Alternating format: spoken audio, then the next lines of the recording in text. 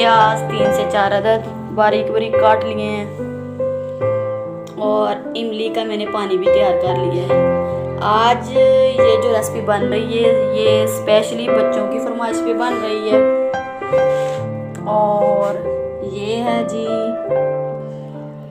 सब्ज़ धनिए और सब्ज़ मिर्चों की चटनी। स्पाइसेस में मैं आज ऐड करने जा रही हूँ चाट मसाला, हस्बे ज़रूरत रेड चिली पाउडर, हस्बे ज़रूरत साल्ट और तकरीबन